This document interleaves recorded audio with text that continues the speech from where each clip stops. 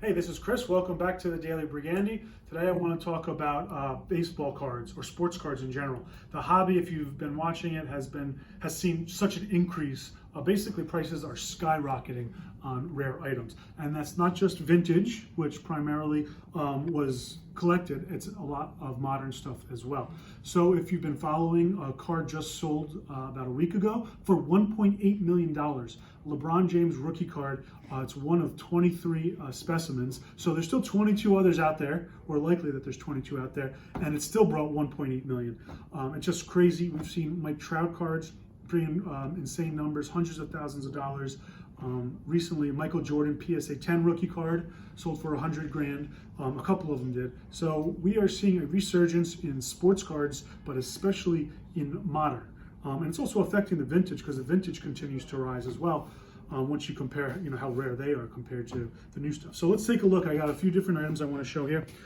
First is a very famous card. It is the Joe Namath rookie 1965 Topps. It's a pretty high grade. It's a PSA 6, very valuable card. What's really tough about this issue is centering. So left and right centering is really, really tough to get. In this case, we have near perfect centering, which is definitely a premium. So when you're looking to buy cards, don't always go off the price sheet or what the last one sold for. Make sure the centering is pretty much 50-50 or thereabouts. And if you're buying something that's a little off center, make sure you're comparing that to a recent price that was off center, especially on famous issues, particularly the 1951 Bowman Mantle. Whereas you can't just go off a price sheet because you can easily make mistakes. So that's the Namath. Let's keep it with the vintage for a moment. Here we have a Clemente card. Yes, this is a card. It's not as well known as the Topps cards. This is a Pirates team issue card from 1967, and Clemente actually signed this one. So that's what makes this so valuable. Anything signed by Clemente is obviously valuable, but cards signed by Clemente have seen crazy price increases in the last 20 years, but especially the last few years. So any Topps card signed by Clemente can bring almost 10 grand today. Here we have a really nice image. It's not Topps, like I said, it's a 67 team issue, but really nice. And it's a nice clean card as well. So that's the Clemente. Maris, he's a pretty tough autograph, so I love getting him on cards. They're really popular. I have a bunch here. We're always buying Maris cards, especially if you can get them in high grade. We have a 10 autograph on that one. So I'm always picking those up. Those ones I just got recently. So let's move it to modern. I was telling you about this crazy prices that the LeBron James brought, that the Jordan brought. So this is Jeter. This is a signed Jeter rookie card. This is the 1993 Upper Deck SP foil.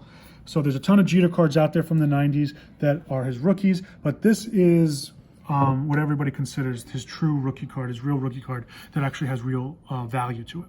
So in a PSA 10, actually, this card unsigned brought about 150,000, I think, in 2020 in an auction. So if you get that card in a 10 too, it's obviously very valuable. In lower grades, it's very attainable. You can find them for anywhere from 500 to around 1,000 or thereabouts. But this one's great because it's signed. So it's a nice high mid-grade card, but it's signed. That's where the real value is. And there's not a lot of these out there that are signed when you compare it to the amount of unsigned cards in the PSA pop. Lastly, I want to talk about modern basketball. This is a 2019 to 2020 issue of Prism cards by Panini. They have the official license. So if you're looking to buy basketball cards, I recommend getting Panini Prism. So this box just cost me $400. I just bought it about 2 weeks ago.